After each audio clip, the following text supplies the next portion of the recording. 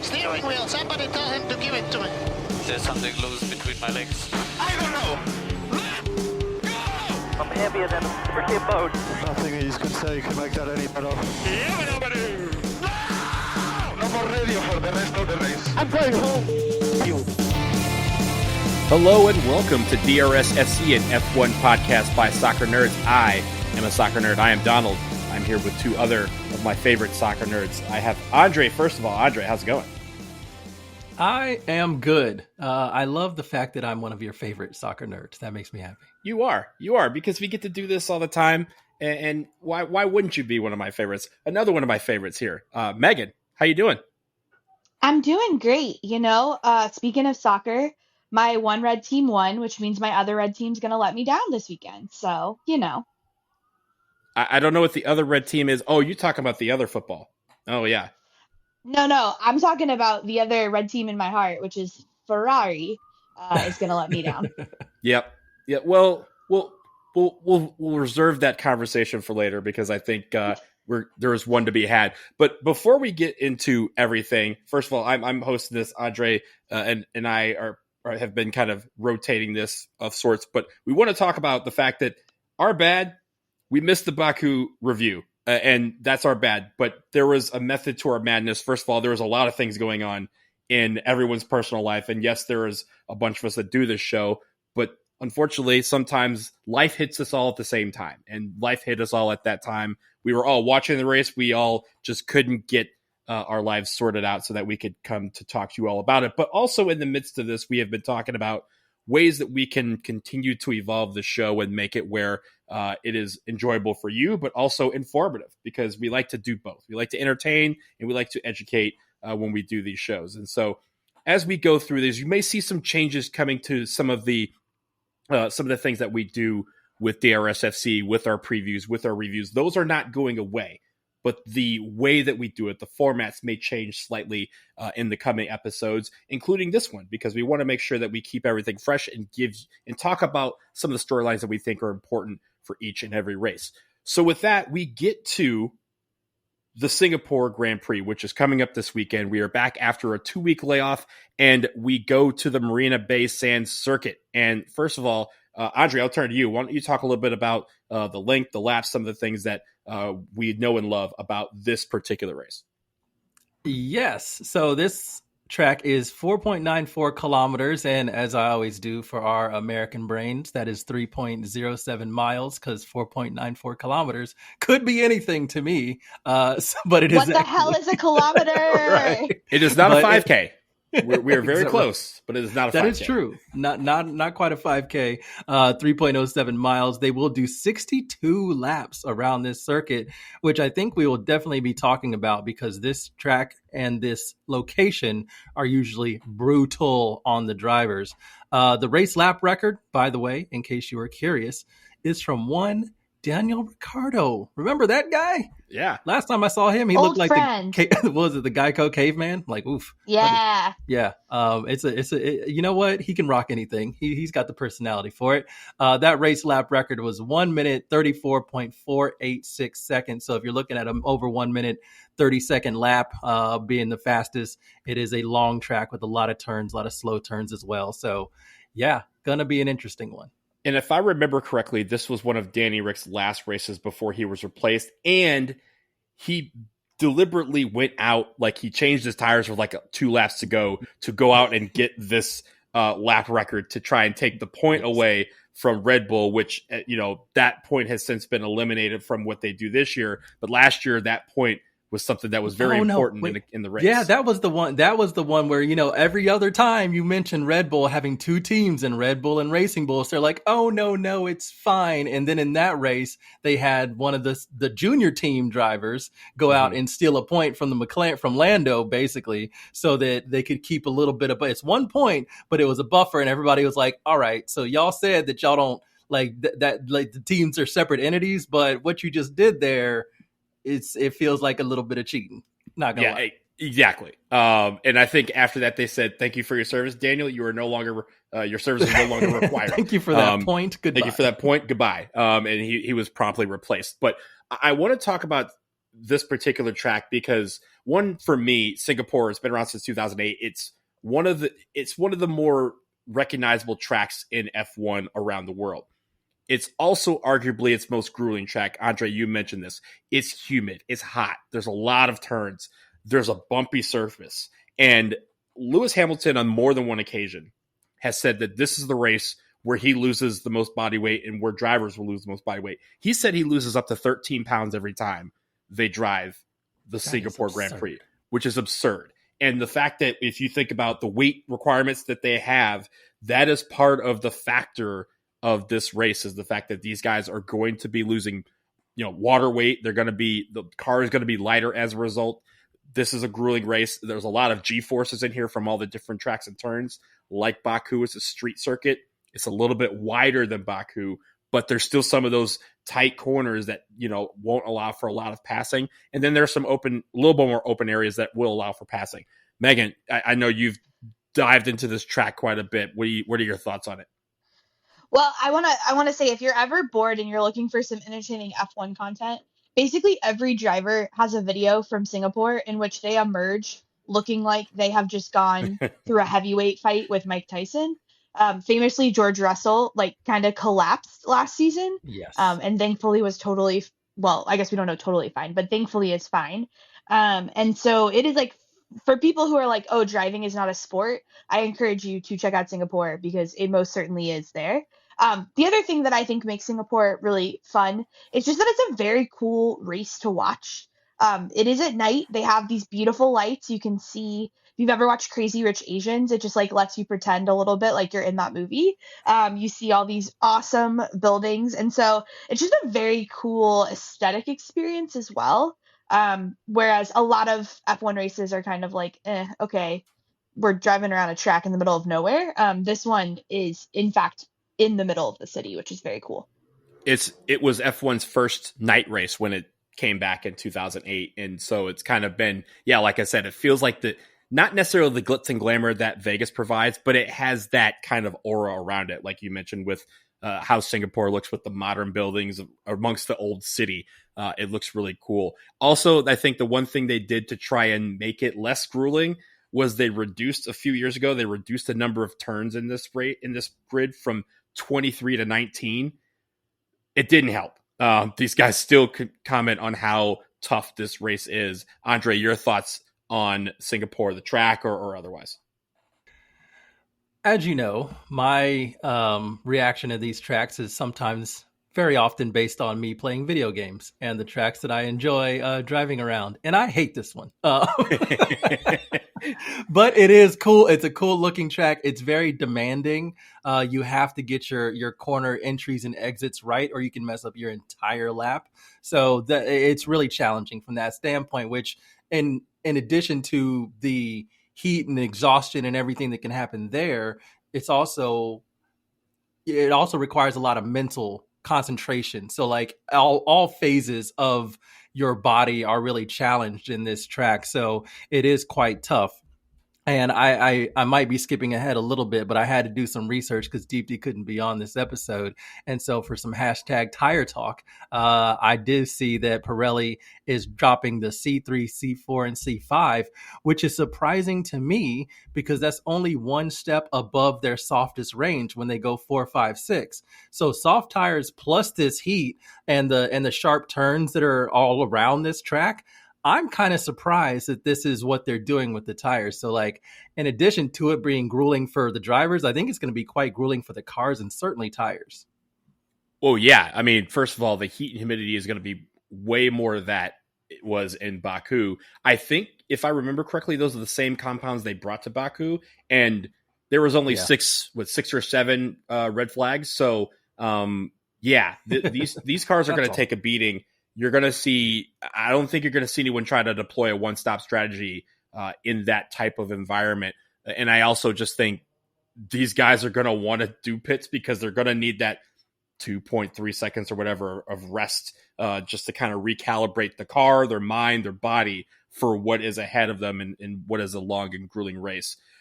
I think the last thing I have about Singapore is this is one where it feels like every single year since it's because there was a couple years where it was gone due to COVID, but since it's come back, there's been a different constructor that has won the race each year. And so this feels like more of an open race, but as we'll get into in a little bit, there's a lot of other storylines that could compound itself when it comes to Singapore. So I'm looking forward to it. I like it because it's one of my favorite races. I think Singapore is a dope city. I've been there, love it, would love to go for this race. It's ironically, the pricing for this is usually in the lower range of the F1 races, but it's also because it takes 3 days and so like get several $100s to get several $100,000 to get to Singapore. It takes your whole world to get there, and then when you get there, like, yes, everything's cheap. But I do think that this is a race that, while it's grueling for the drivers, I think some of them deep down kind of look forward to it because they know this is kind of the start of the last set of sprints towards the finish line of the season. And so I don't even think it's deep down. Like, multiple of them, when asked what are their favorite tracks, say like, this is the best street track and we like street tracks best. Mm-hmm. I know at the very least Charles has said that, and I want to say Danny Rick said it was one of his favorites too. And so, yeah, I mean, for all the reasons you outlined, Donald, it's a very, if we could take a group trip there, heck yeah. Would we all be completely wasted by the time we got there from traveling? Absolutely. Yep. Would it still be a blast? For sure. Yeah, absolutely. Yeah. And I do think, like, F1 does this thing, or the people who run F1 do this thing where they like nail one thing and then they're like, great, we're going to do this forever and it's going to be great. So I think they got such a good reaction from Singapore being a street track under the lights. It does look cool. Like Meghan mentioned, aesthetically, this is a stunning setting to have an F1 race. Seeing F1 cars zoom around is great, especially under the lights. But then they try to replicate this at every other track. And of course we have Madrid, which is another street circuit. And it's like, can y'all take it easy? It's like the things that make Singapore cool aren't necessarily going to make every single other street track cool. But, at least this is the OG. This will be fun to watch. Yeah. Looking ahead, I think if you look at the coming years, the tracks that a lot of people are talking about potentially entering the grid are tracks that are street tracks. And I think everyone loves what this has, but no one, as you mentioned, has really been able to quite replicate it. And I think that's kind of where some of these drivers complain about some of the other street circuits that are around, and why this is, since 2008, kind of reigned supreme. Let's take a break because I think we're going to get into some of the new things that we're going to do, namely all the storylines that are coming from this race. So we'll be right back.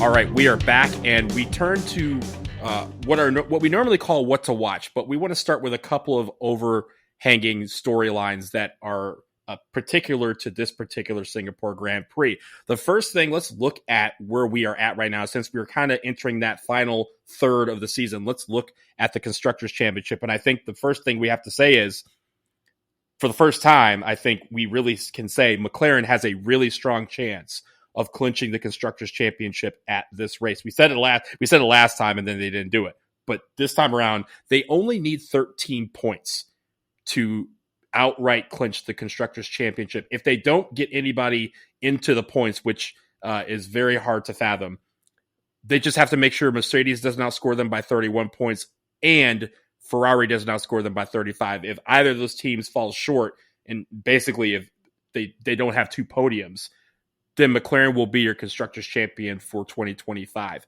And so the real question, and I'll start with you, Meghan, does McLaren kind of recognize that, and again, in an attempt to kind of make history, because in 2023, Red Bull clinched around this time with 6 races left. Can they put Baku behind them and wrap everything up? I think big McLaren, 100%. I think Zach Brown, I think all of the engineers, I think they can. The question is, do these drivers get that? Do those drivers take it seriously? And obviously, they care about the team championship. I'm not saying they don't, but they're competitors, and they are likely now feeling a little more pressure than they did before the events of last week, particularly with a certain someone charging up the ranks. And that can hypothetically, particularly for someone who has a lack of dog problem, it could cause some mistakes that could really jeopardize their ability. I think it is 100% McLaren's to lose. Like if we're looking at one of those percentage win graphics, I think they're at 98%. The rest of the grid is at 2%. But boy, oh boy, have we seen some funny images of those that go from 99 down to 0. And so you're telling me there's a chance is kind of my vibe in this moment. But I think McLaren as a whole, like as an organization, I think fully has their heads on board to wrap this bad boy up and not have any more issues. It's just whether their drivers agree to commit to that. I would like to remind McLaren, unfortunately, it pains me to do this, but as a Tigers fan, I will let you know that the Detroit Tigers were 15 and a half games up in the AL Central on July 8th, and they lost the division. So anything can happen if someone, is charged up the ranks. They need to really pay attention to that. Andre, your thoughts? Baku was surprising. I didn't expect the amount of lemon booty coming from McLaren. I don't know. Like Oscar crashed 3 times that weekend. Lando had the opportunity to like really close back in the Drivers' Championship and was like, well, guess I'll qualify 7th in this McLaren. I really don't understand what was going on with them. So like, I think they built such an advantage, and all the other teams aren't picking up enough points to even threaten them in the constructors. Like they will win the constructors. It may be like bumbling and stumbling across the line. But the thing I'm really interested in is the drivers, because that's where they could be under the most pressure. And if they're going to have lemon booty like consistently, this is going to get really interesting towards the second half of the season, or not the second half, but the last third of the season, because like I have no explanation. I've listened to a ton of podcasts. I've read a ton of articles about what was going on. And yeah, some people have some like, every team kind of has like, well, this is kind of our track. This didn't go well for us. It's a really bad weekend. And so far McLaren has avoided those, but like a really bad weekend, given the dominance that we've seen from McLaren, would have been something like qualifying 3rd and 4th or 5th and 6th, not crashing out of the race on the first like lap and being like 7th when it comes to qualifying. So like, I'm confused about the extent to which they had such a poor weekend. So really looking to see if they can completely get that out of their brains and get back to dominance, even if it's not dominance, even just making sure that both their drivers pick up, finish top 5, finish the race number 1, and then finish top 5. I think then I'll be like, all right, McLaren's back, but gonna be tough because there is one Dutch gentleman who is very, very eager at the moment. And let me tell you, the Dutch are, they prevented me. We have some technical difficulties that y'all probably can hear. The Dutch are already sabotaging. They're sabotaging this podcast. What are they going to do next to get that Drivers' Championship? I will remind everybody that this is a new position for McLaren. Not them being in the front, but them being in the front with a chance to clinch. If you remember last year, they had to come from behind to pass Red Bull and then hold off Ferrari on the last day for the Constructors Championship. Lando and Oscar had to kind of come from behind to put the challenge on Max Verstappen. They weren't able to get it done then, but this is a new position that they're in. So as we look at the drivers' standings, the drivers' championship, you have Oscar Piastri in first with 324 points. Lando Norris with 299, Verstappen with 255, and then even further down you have Russell with 212, Leclerc with 165, and Hamilton with 121. I think, Andre, to your point from last time in Baku, we saw the first time that Oscar Piastri wasn't cyborg machine-like efficient. And in fact, it was the complete opposite, him crashing literally on the 4th turn of the race. And I think that has to be in the back of their mind. And it's hard sometimes to overcome something like that, to say, hey, I don't want to make those same mistakes again. But then you race with the timidity that you don't need in a championship like this, especially if you're trying to hold off, the 4-time defending champion. So I think that's an interesting case, but also he's battling his teammate. He's up 25 points, but while the focus is on them, they have to worry about Verstappen continuing to rise. So I put it to you. What are you looking at in the drivers between not just the 2 McLaren drivers, but also Max Verstappen? Honestly, I'm a little bit shook for McLaren and Piastri, really, because it only takes another couple bad performances and Max winning a couple races for things to get really, really tight. I mean, you look at, you said he's on 255 points. Obviously, you get a race win, you get 25 points. He could be at 280, 19 points behind Lando Norris if Lando ends up finishing outside of the points or doing a DNF or whatever. That's dangerous. That's really, really dangerous. Like they need a 1-2. They need a first, third finish. Like they need to make sure they keep this buffer, because I don't know if I necessarily believe that Red Bull has completely fixed their car, but they are coming up to a few tracks where some of their biggest flaws aren't really highlighted. Like they can do a lot of high speed stuff. They're very fast, and McLaren doesn't really do a ton of high speed, especially straights. They're usually one of the lowest when it comes to speed trap. Their whole thing is in the corners. Their car is super, super agile, super, super grippy, which I guess is a word, grippy in the corners. And that's where they're getting their biggest advantages. But you look at Baku, clearly, that didn't help much, those long straights. Singapore doesn't have as long straights, but it does have 3 DRS zones with some pretty long straights. Vegas is coming up too, another one with just a lot of long straights as well. Like there are multiple tracks, including this one, where Max could realistically get on the top, like qualify first and keep it for a race win. And then you're looking at making sure that you're at least 2-3 or 2-4. Otherwise, he's going to keep on marching. It's like Jason, like the Jason movies. Like he's just walking, they're scrambling, and he's gaining somehow. And it just feels like it would be incredible if it happens. But because it's that dude, I feel like they need to really, really be careful. And I have some other thoughts, but I'm going to stop talking. No, I think the Jason analogy is correct, right? Like he is gaining by simply not making mistakes. And on top of that, like two races ago, he was just way faster than everybody. And I think for the first time, people were saying, hey, McLaren may not have the fastest car because the way that he is maximizing the use of that Red Bull car, he's finally doing what he was probably hoping that the Red Bull car was doing all season. Megan, your thoughts? Not so fast, my friends. Historically, Max has done terrible at Singapore. Famously, Antonio Giovinazzi has led more laps there than Max ever has, which is incredible because Antonio was. Is that not 7-time world champion Giovinazzi? Our beloved, most Italian man to ever be on the grid.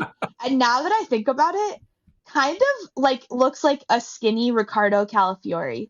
I need to investigate this further. Okay, gotta Google.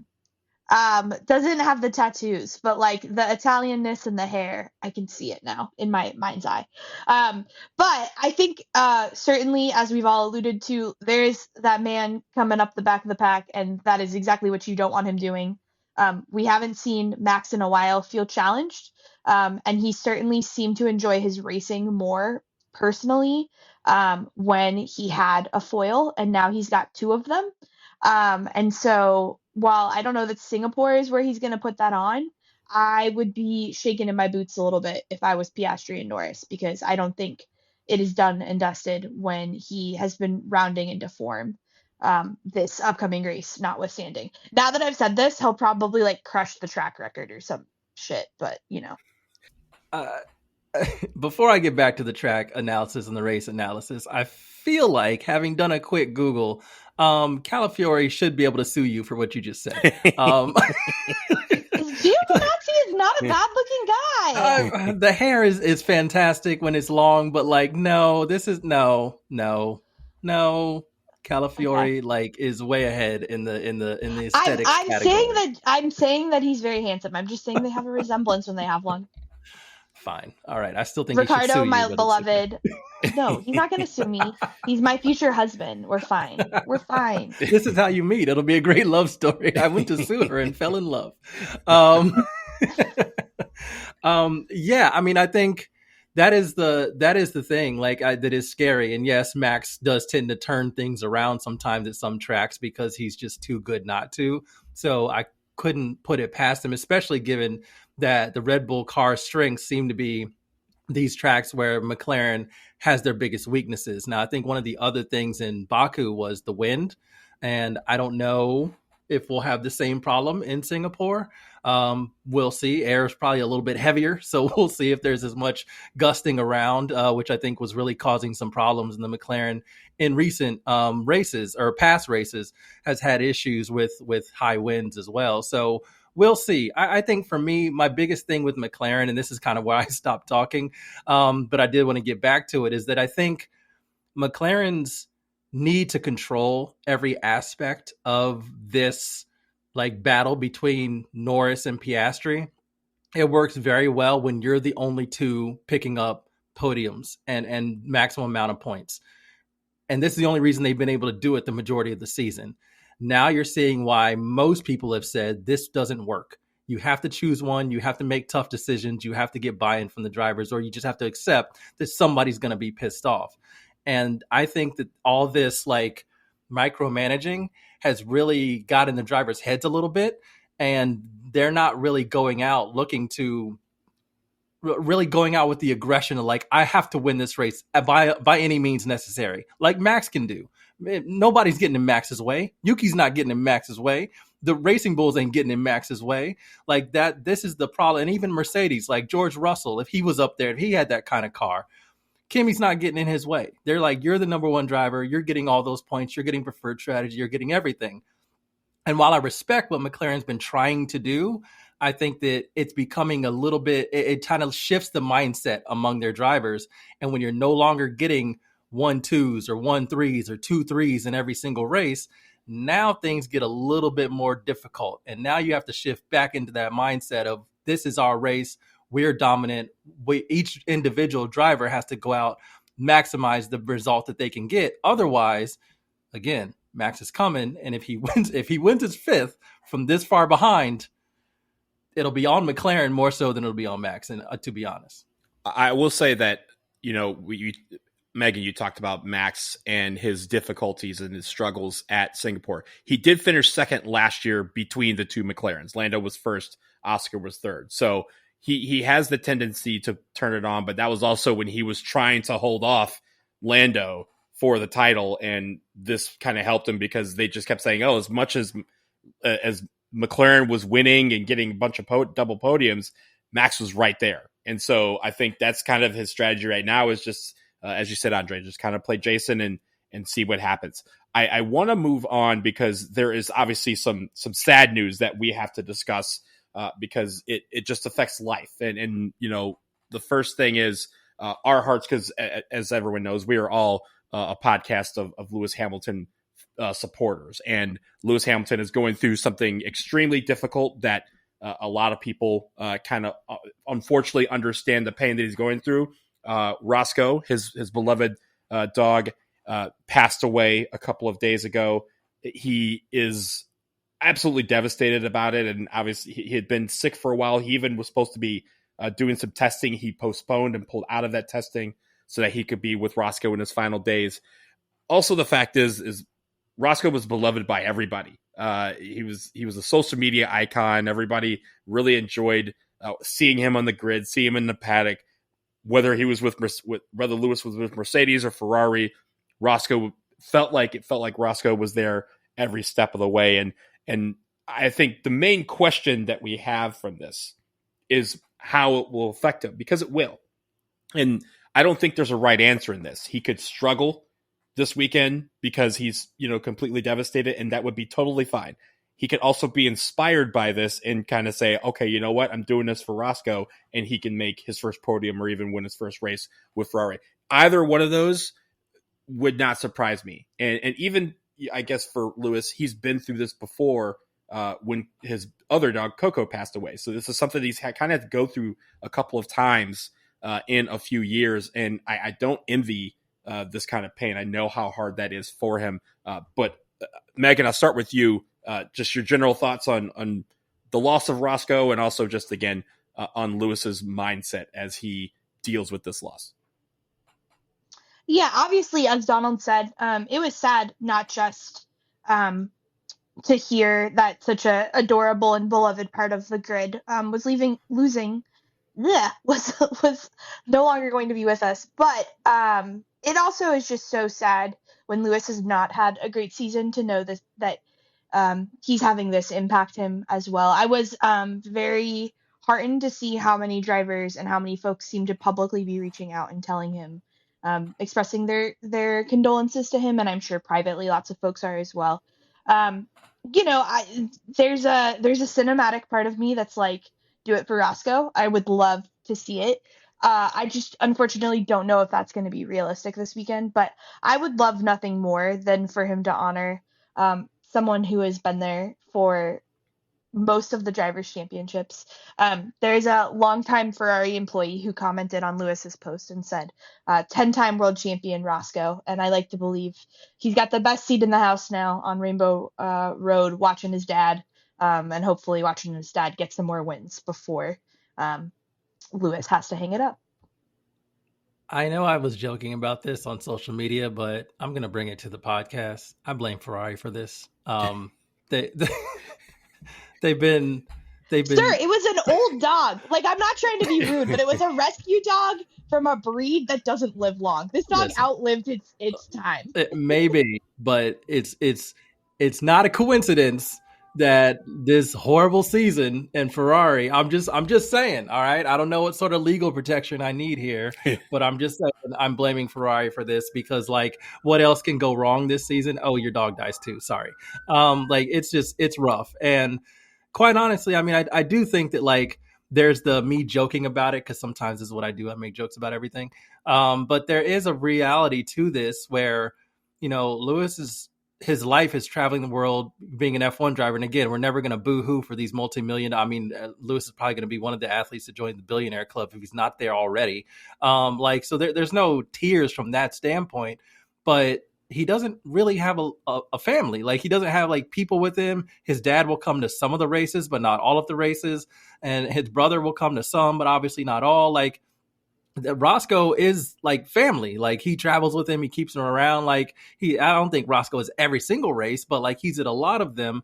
And when that's, like, your connection, your grounding, your quote unquote home away from home is that soul being a dog, which sounds wild to maybe non-dog people or non-pet people. But I can imagine, like, that bond is pretty close. Like, I have a couple dogs, and, like, yeah, if they thinking about them going is just like, it's devastating. So I do hope that he's doing okay. It was really sad to see those updates really, really, like, suddenly, and you see Roscoe, like, in the induced coma and everything, and it's just like, damn, I didn't know it was that serious. So I do feel sad for Lewis, but I'm hoping that he can kind of find a way to refocus back on the driving if he needs to, and if that's how he's gonna start, like, go through the grief and healing process, but just focusing hard on something else and performing his best or doing whatever, given what's going on with him emotionally. I think maybe this is an opportunity to do that. But again,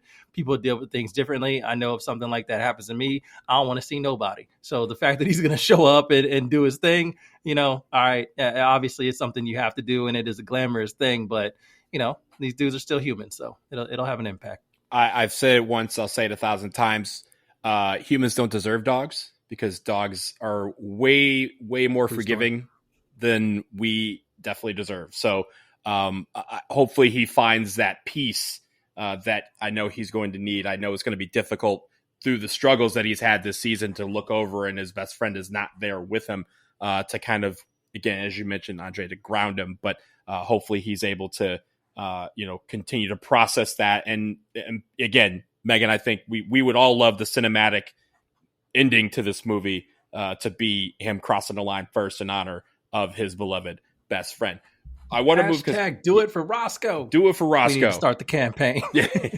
I want to move on because we have a couple other topics focusing more on this particular race that we would go through. This is our normal what to watch category. I know Kyle is not on this episode, but he mentioned this on the thing that he wanted to talk about. Williams has a podium. Racing Bulls has a podium. Sauber has a podium. So what exactly are you doing, Aston Martin? I believe is it Aston Martin and Alpine are the two teams that have not put someone on the grid this season.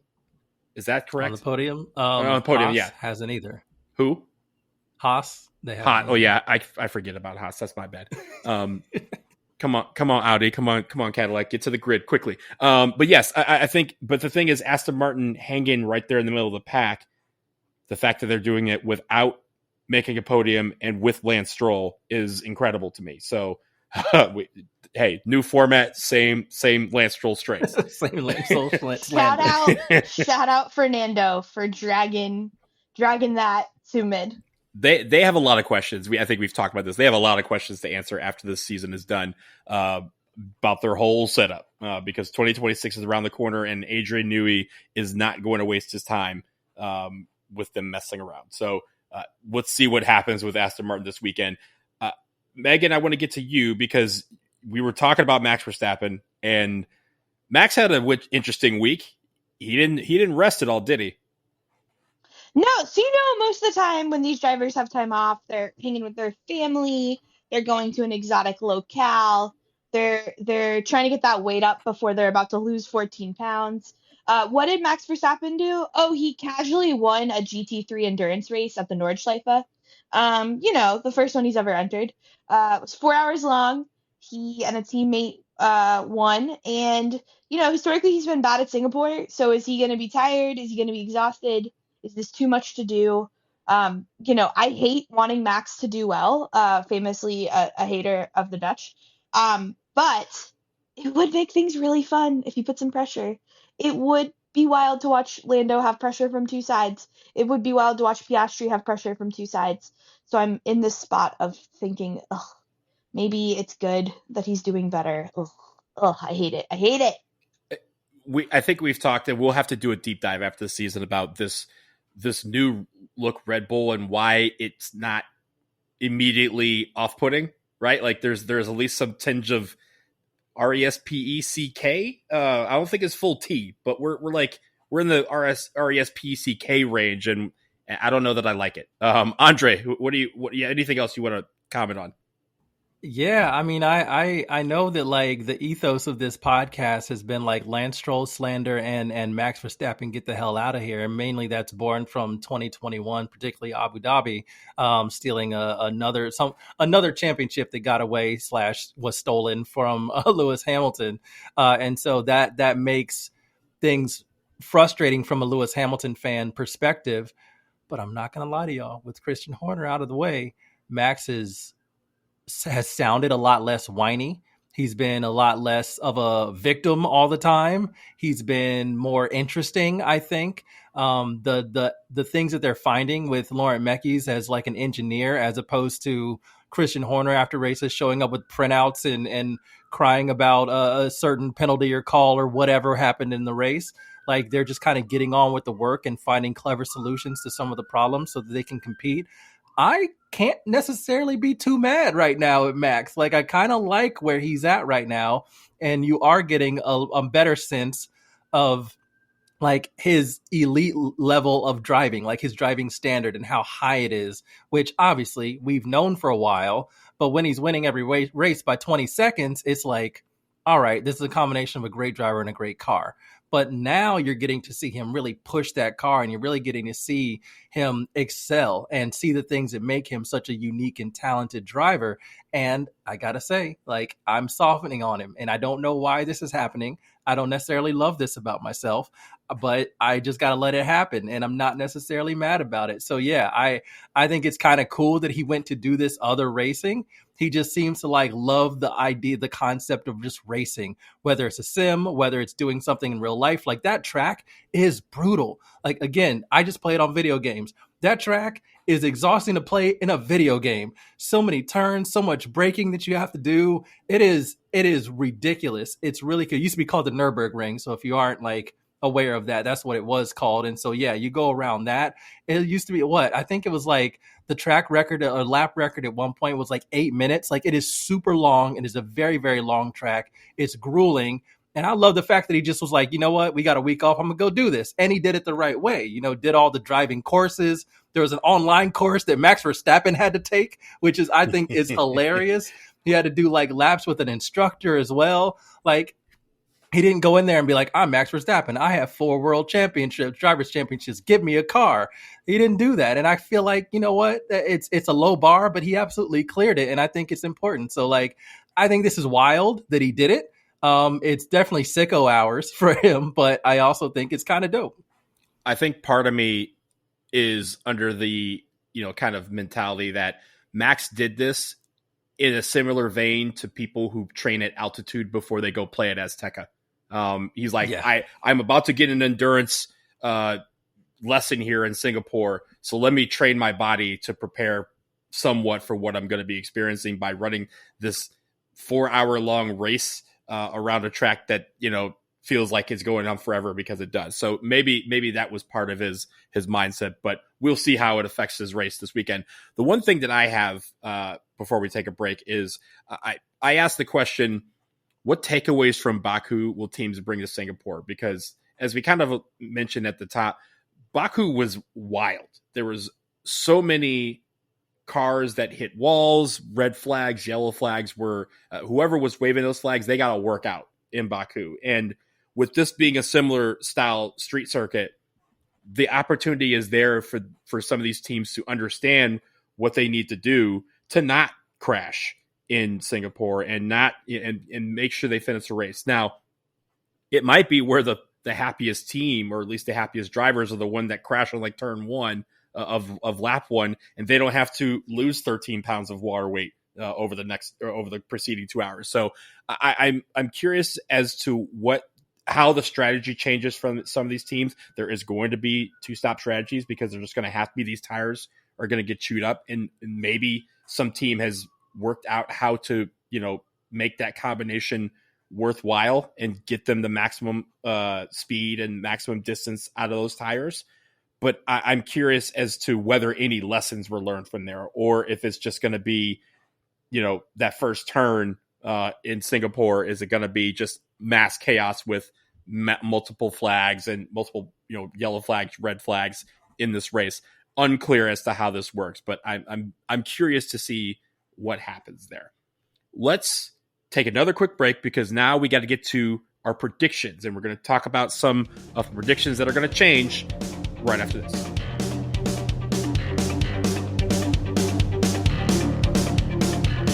All right, we are back, and we shift our attention to predicting how this race is going to go. A little update, because I mentioned that some of the format's going to change. Normally, we do our podium predictions. We talk about most and least points, and then we talk about who we think is going to be Gloomy and Zoomy Boy. Well, we have eliminated the predictions for Gloomy and Zoomy Boy because we just want to focus on, 1, the podium, 2, the drivers, at least the constructors, and how that's going to work, and save the actual talk about Zoomy and Gloomy Boy for the review. I think we want to give more importance to the award and make this award more prestigious. This, especially the Gloomy, the Lance Stroll Memorial Gloomy Boy now, because Checo is back. We want to make it where it's something that gives more importance, and instead of talking about who we thought was going to be it and it being wrong or right, let's talk about who actually performed well during the race. So we're going to talk about the predictions that make a little bit more sense. And the first thing we're going to do is our podium predictions, of course, first, second, and third. I'm going to start with Kyle because Kyle's not on here, but Kyle said Oscar, Max, and then Charles would be 1, 2, 3. You also have Deepti, who was going to be on the show, but technical difficulties. Max, Lando, and George is what she put down for a podium. So, André, I turn to you. Who is your podium prediction? Shout out to Deepti for not forgetting about George, because I certainly did. I also think it's going to be too hot for Mercedes to do stuff, but we had not mentioned George at all during this pod. So thank you, Deepti. I did say his name once. You did, yes. But that was it. And I'm I surprised talked I about did him that. crashing out last year after post race. That's not exactly that's like true. the representation he Wow. wants. You know what? Even better. We mentioned George and forgot we even mentioned George. Incredible. Okay, my podium. I've got Oscar winning, hoping he puts his no good terrible Baku behind him. I have Max second, and I have Lando third. So splitting the McLarens like he did last year. You know, it's funny. Last year, as I mentioned, it was Lando, Max, Oscar, and you have Oscar, Max, Lando. I have the exact same one. I think that's the Nice. three that are going to win, or at least the place on the podium. Meghan, we ended in with you. Which one do you got? Delululand. If I was going full Delululand, I would put Lewis first. I'm going half Delululand, so I'm going Oscar first, Lewis second, and then of course my man Charles in third. Wow. So as we shift to the constructor scrap, we talk about most and least points here. As we've mentioned, you can't choose the team that's first, which is McLaren. You can't choose a team who is last, which is Alpine. So Megan, are we full Delulu, Ferrari most points? Absolutely, baby. And you know what? I'm gonna be a hater. Least is Aston Martin. Well, I don't know. At least in Haterville, population Aston Martin, I'm joining you there because I have them as the least as well. For most, I have Mercedes. So I guess that was indirectly for George being mentioned. I think Mercedes traditionally does fairly well at this track. I know they don't do well in heat, but something's going to change in that, and I think Mercedes probably gets the most points there. Kyle mentioned his most points is Ferrari and least as Haas. André, who do you got? I have been, unbeknownst to me, I did not see this coming in my life. I've become a Red Bull believer. I've got Red Bull. I think Max getting there. André, no. I know. No. I don't know what's happening. I don't know. But I think Max definitely being on the podium will help. And I think Yuki also had one of his best finishes at Baku. And obviously it took a lot of nonsense around. Like the grid for that race was ridiculous. We talk about a weird podium. It was very much a weird podium, but it was also just a weird grid to start the race.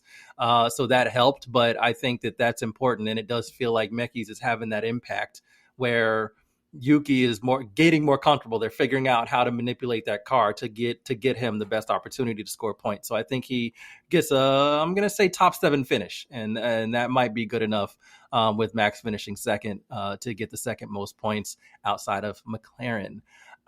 Least points. I got Haas. This just doesn't feel like a Haas track to me. I don't. Is there a Haas track? I guess Coda. Yeah, I was gonna say theory? Austin coming up. In theory, that's supposed to be their track, but yeah, and they're obviously gonna do another livery that's gonna piss me off. So yeah. We'll wait a couple of weeks for that. Funny enough that you mentioned Red Bull having the most points and Haas having the least points. That's exactly what Deep D put. So. You and Deep D are in Nice. the same boat there. So we have a couple of these predictions that people are aligned with. So that's going to do it for our predictions. As we wrap up, let's talk about the schedule for this weekend. Of course, the Singapore Grand Prix, Singapore being 12 hours ahead of East Coast time. So there's going to be some easy times to remember here, but they're all going to be early. Friday, free practice 1 will be at 5:25 a.m. on the East Coast. Everything is on ESPN2, ESPN Deportes, and ESPN Plus. Free practice 2 on Friday morning at 8:55 a.m. Eastern time. Again, on the Deuce, Deportes, and ESPN Plus. Saturday, we have free practice 3. Again, 5:25 a.m. for that. ESPN2, Deportes, and ESPN Plus. Then you're qualifying at 8:55 a.m. on the East Coast. Once again, on the Deuce, ESPN Deportes, and ESPN Plus. And then finally, the Singapore Grand Prix, which will be at an earlier time, 7:55 a.m. Eastern time. It will be on ESPN, ESPN Deportes, and ESPN Plus with a replay on ESPN News on Sunday at 7 p.m. That will be it. We will be back after the Singapore Grand Prix to recap everything and discuss what happens. And hopefully there's a lot of action for us to discuss. But until then, this has been DRSFC. I am Donald. He's André. She is Megan. And for all of us, vroom vroom. Vroom, Vroom, vroom.